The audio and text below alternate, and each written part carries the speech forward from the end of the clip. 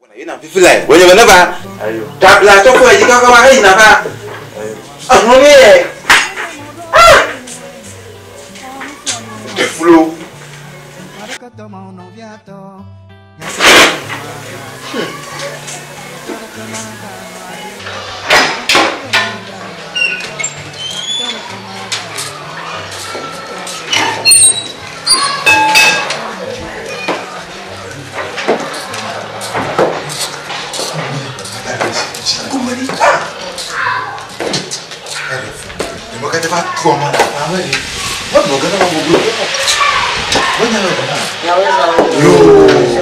Mama, okay. Ni la fama. Yo. Mama. Mi ho wala. Pama ya. Edo. Neno you. Eli. Pama di. Edo. Jeju. Eli. Mama you. Edo. Edonyo. Eli. Yo. Devio. Edonyo. Eli. Wizo. Mama. Ao. Bigere jofia. Mena neku. Ala hamo kunya mukujaka. Embo mari changa kutokola le ojo ko godime. Babe akpera no pombu. Katoko mo so kunya chikuchupo. Eba. Nke jom. Afia jichupo la ka. So kunya chikuga chupo ke ba ao. Bagara fama ko be Kenya fama. Afama dero kashia. An bable e plan no nyang to me no view. Obla pa dare. Ya jikpiji. Okuno di fofona. Ma domoro na kwachiko banava ni oba kwera ko bala ki nyawe ko va nya pe o ba no kwene o ko ba bowe no na kwera afera mu yelia e ori chonchi e o foji ko mielo Yo, ka wizo. Nyawezo. yo Anwadi nya makpo no adaka. Mama, flu. Tu gua ngomongin. ya na tara sikpitina Ama wunya. Wunya nya Adubanya. Enya Adubanya kwa ma wunya. ko ta sikpitina Yo. Masi. Ka ala olere. Nya kada kana dua. tututu Badaje kiko. Mashama. Nava. Ami akpome tututu. Ewonuma. akaba ba ko ba china to make ewoni ya ko ta sikpitina ma mo no kana ma bobu fi tuga mala afia ma togo bafalo ko miaji bano yo advokan doana ko yi ova nyakpo ama tututu ewonuma mama e wala ka kamiga mo biaga akaba jiba no no ko chikoshima nana ma be su bana mere gba ka mo fa ko asi okwera chive adakpa yo akpa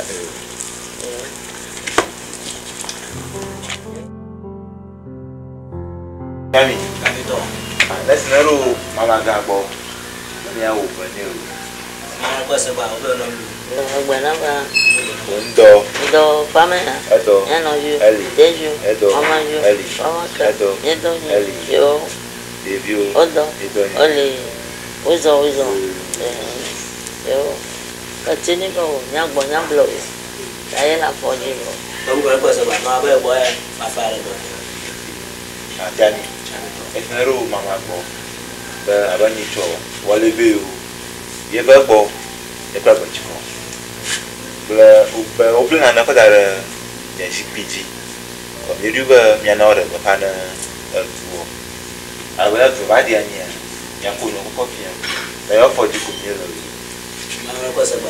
nasa ba izo yo Aba o ya. aka Nia okosha ni ada oti echetu ha nopo bani aglonga yeyi lo Yo la ko se ba. Merci. Ale aku ko fia. Bachiko.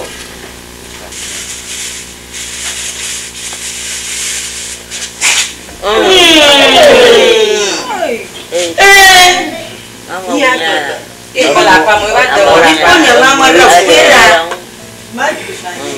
Anu ni ya tubanye ama kunye Chani. yo le ma club bola ma Na siri. Na rotu ogbo. Ba na ye makoma ike na woni ya dara sikijina mo. awo Ne ma choko. Logogo. Ma ige na be ha. Ajama, Lama Pu, Mapu, Makamu, Nikama Tua, Makamu. Aku jual punya sebab. Iya, di follow. Amaru ya umianu. Gimana kamu unia apa dari sepijina? Nyale mana bro? Ala bawa kunuya koma. Whatsapp mah itu tutu unuya. Itu emang mah igera biru. Mantap mana iga? Mana kau iga? Anya sasa nya yata nya macam fori dia mah tahu. Dia malah dia apa? Oh, Nyalo semua unuya oma. Kaya menyela unuya oma. Oma tidak kalau lupa mako, wani papa, ojo. nyaki. Chami. Kami tu. Tu guru. Punya mama ya. Asal tu kan. Cerita orang. Mau nyara le mama si. Nemyak se mama apa nya. Itu orang apa sebab?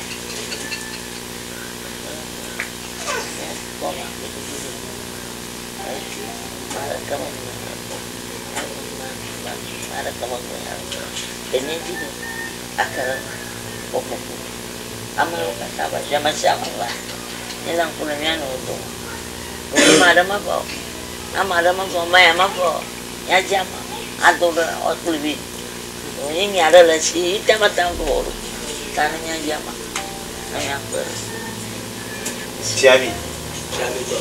Masih orang ngomong. Bani ada di mana kau? Kan ini kumai kena wonu. Migra no buku. Alu migra pihak. Ada ciama. Namara. Anya na tuntia. Nabri. Ini na kuba. Makamara ku. Apa tu sebab?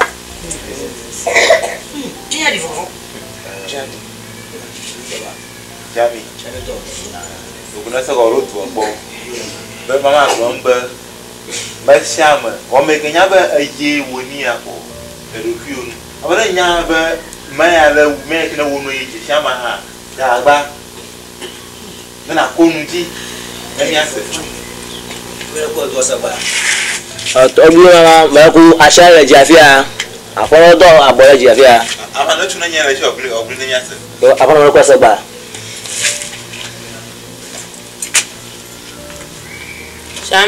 Chami to. Untuk isaga, ada mama gan, plus togbo, ben, banyak sama ike ungu. Banyak sama ike ungu. Muka. Abi mana aku sebab? Abi jami nya unu. Na yo apa kau bisa? Aku Nyama biwe. Apa? Dia apa?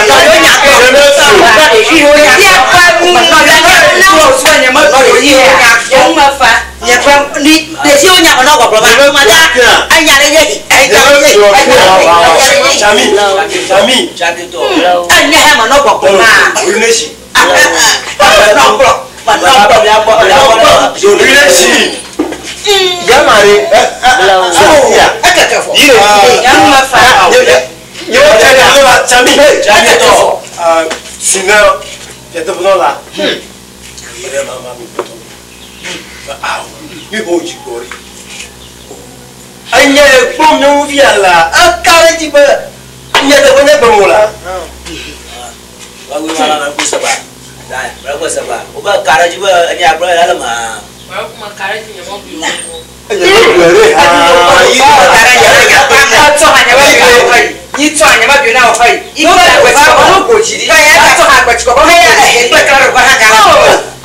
ama ukola.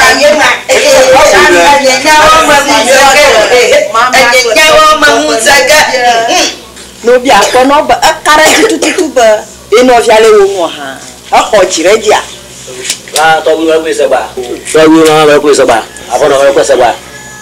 Oba kara itu ba ya no vile wonu a. Basi. Nyama biwe ungu. Oba baba ye. anya si nyama talakola si nyama no yo ma so Nyama bio. ye wo kala ye wo ka ha wo na nya ruga ko sete ko la ba ni fani la wa ni ana poko iko do kala ngai Jamia, Kami tu. resi wada mama gakbe tobi kapanora bo. Ba afana bo gromba yedesi anona. No bana to seji. La mire attends chez dia. Para ko sa ba. Merci. De makaraji. Akaraja. Tena akaraja ko. Makaraji c'est ite maglomru. Amdoria. Tu veux bien? Tu veux bien? Aba. Ayo, kuno me dara mi fani fa afama. Maintenant on retourne ta. Ebe ya woman so. Akuta pa. Yema.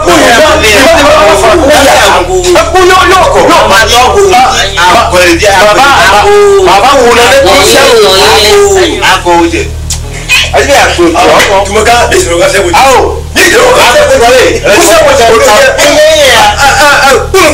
ja. Kuno kunye. Awo no ma hatore. Kuta pa. Ta awo da. Kuta pa. Ko ma so. Yema. Ko se mo. Monye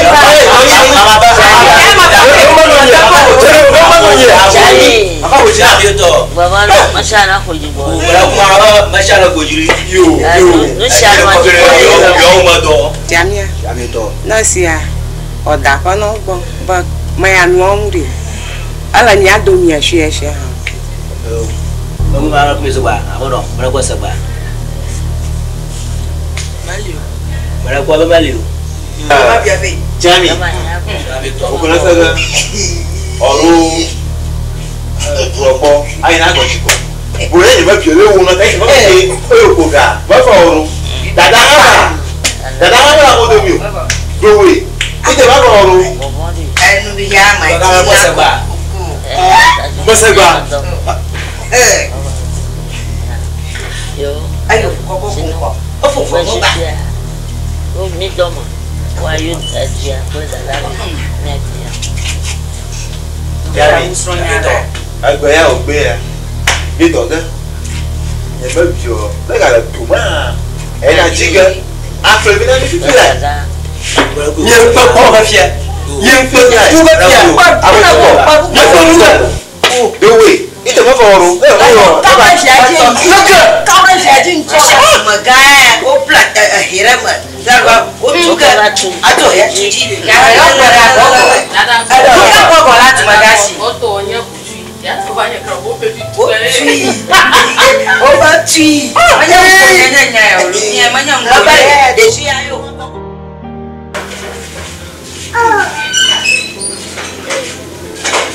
Déjule. Mo ba pe po. Ah, yo la mo ni. O ba le.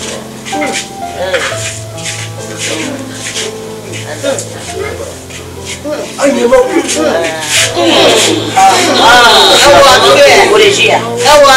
Ai na koko fonko ha. Teno ko gala. Mbo mo ba plani tona. Afore o kusala gachi. Tia. Nda o tupanya mi fane ya. Abo e. Bra ku to abo ji mama. Bra ku ba boy.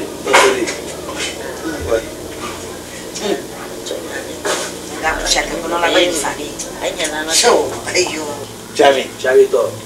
Nesi na rubo. Ben ma ya hari. Ni na kuranchi ha. Apa ko sa ba. Nako manyana na ko kurongo. Ewu ko be banya to kuro. Yipe oklo jibe yewonia. Pero kwa dara mi fani fa foma. Ni na ranchi ha. Apa ko sa ba. Nako manyanyo. Ewu ko be banya yu. Sinebe ya banate te fa poa peu. Apa sa ba. Nako manyanyo. Nunca pude ir. Adari. Terus ena koko tena ko gala. Mara pe fodia. Nama. Apa cho. Ada kemagame oga dia apa. Antunya. Ini juga gimana ceritanya. Manya body ya pomedi. Anu tuam. Ka dalani dinyare. Opunya rena. Di sini dadale sini bana ko bawe. Adana foshia. So Ya mine se ru da boba. Anya na kura dia kwa ni anchi. Sa ba. Ako manya na nakakurango. Ewu ko be manya ka kuro. Aka jibe ye via wonia ko dara mi fana fuma. Ye wonia kan ngoma wuyo. Aka nuwo. Aka na ba ye dile wonwa. Apa ko sa ba. Sichi. Chabe sino da to bi to ba no la gba vinyama wo. Jami, asina dumaga. Bale ha, dumaga. Nya wa ba mo jijo na mu. Agwachiko. Ai yin gbagbe ma wona le via de ngba gbo wo gbagbe yin ga bagana gbagbe yin fa ga yimu asi noni naruto na fe ko jiri ngba gbo to le via moto gba Chicho nyama, chicho mapa. Awo chicho mapa, chicho gbaya agbe chicho rono gare kom na o. Lo fe wo ba rono gare kom na o. Ele wo so no da o. Chicho nyama nya para para ma gro chicho nyama. Chicho gbaya rono gare kom na o. Ele wo ba rono gare kom na o. Ono ga kona. Chicho nyama wo go so mo. Ko te ma wo ya ko te ma wo. Ya te pero mo na se goji. Mo ni ma ko cha. Koko fungo. Fungo ako ga gata. Oh, nyaram tadi. Nia upul jela katanya kalau tua. Nonya korang. Ada baca. Mereka makan untuk yoga dia. Mama, otak penuh pola. Kasa. Jami ni sih. Nama ga funu. Jami. Nesia. Oh ina kono. Aharu bo. Bani yo, nonu to ini yo. Da kakana amuna ka tonti gaton. Aire ga te ho ga ko. Ogo e ko to nya kutu ya balu. Pada maula. Dia jual yang kutu ya. Jami. Na sina. Si ene rovo ai. O yire mama bu to go. O sa gba to ku ro.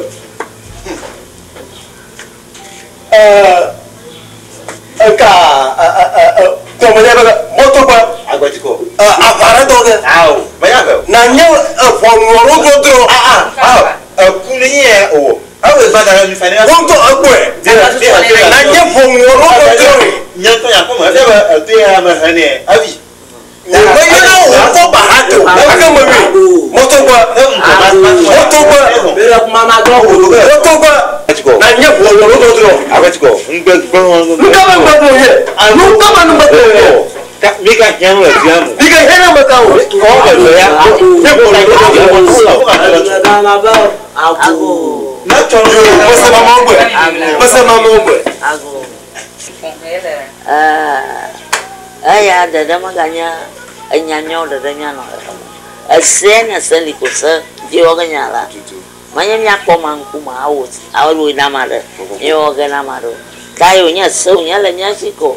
Ale ya miechina kozue. Nyechoga na ni kokua kula komi. Kula ama okata oga nami tututu. Onya porang anya nyaram na nyetu majon ari. Au manto vai nyechika. Avale aya nega nyanyonga. Atole ana kama dole yoko. Kaya mawunya Mama kasa. Kasa punu. Nushano Amaga punu. Tanu ho kata mi ada saraji bacok baja. Umaga baba kota. Odo go duama. Na duana no yi duana fanya no malu. Iko ma. Mama ga. Mama ga punu. Bisa ba. Niyo mina sewe fanya ko na ni ko ho. Nya sino. Do. Yawi fa ke Aduh dua mana ni. Nabi ni ko koji. Makana rutu. Nyonyo mula. Nya ko bione.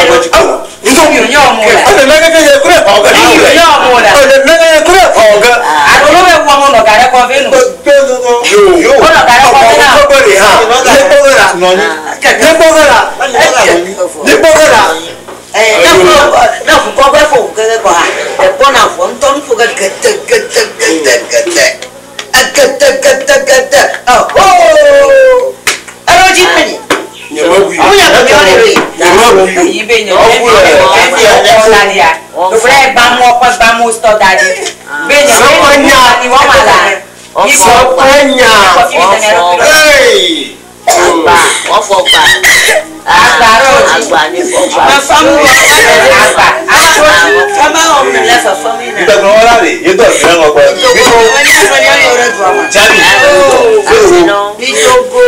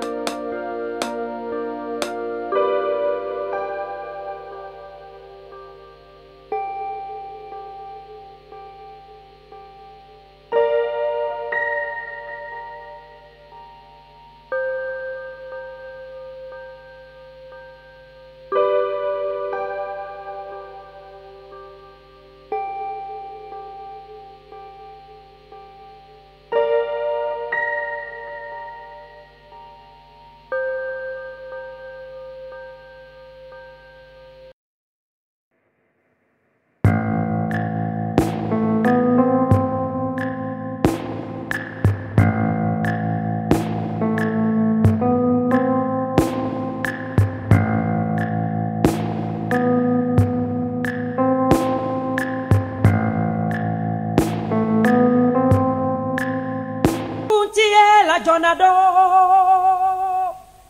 asako gbalo matonate ne agoti lo ponua na nyabe ayado malo oh ezae gado hajino mlanyi dokpalo dado aguye gado tovoe papa swasido gla le butamolo egbeto ya mi po evo eso sigbona leke mi awedoma egbeto ya vai valo eso benu si lakia nuka de viola duma haya dudu na bena domale male na vadi kudati trenue tama bubu na bena na vaja hanumu no le padomalo menyala kaye mawado mo menyala kaye mano chava iolo haya dudu Babio Karaji bani abongo la yemo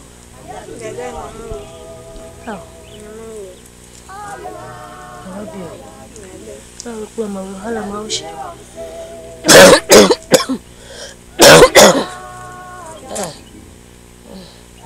Babio Chikonyo abuchi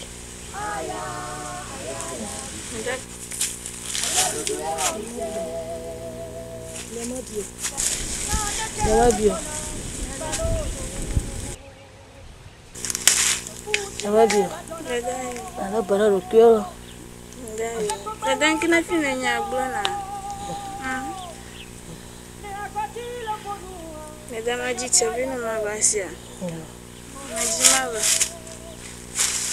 Zaye gado hajino dokpalo dado aguye gado tovoe papa swasido gla le butamolo egbeto ya mi po evo eso sigbona leke mi awedoma egbeto ya vai valo eso benu si lakia nuka de viola duma Dada nana makomano kakalajo Dada Dada nana makomano kakalajo Dada amedolia de ho Dada kipe ayoto ye utone nuno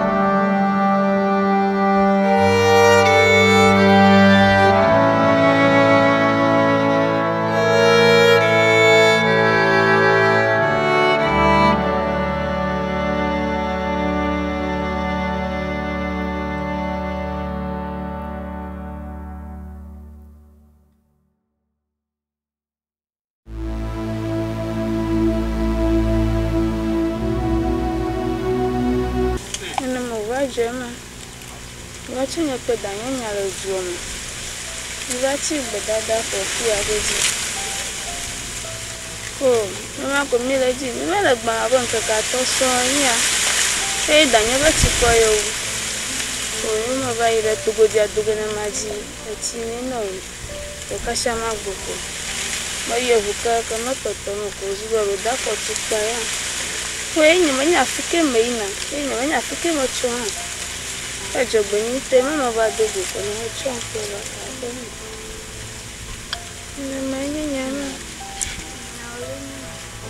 Onwa rodofu nto ni ha danye pe fufu nya ni o fu gboni abo fo wo son ni ayi ni ka mo vali ofo pon ni ka cho obolo e ko ni ha ni ka ta o ti na fa mo ga fa ase na nyu na fi kula de anyu gana asikula ase ta mo ga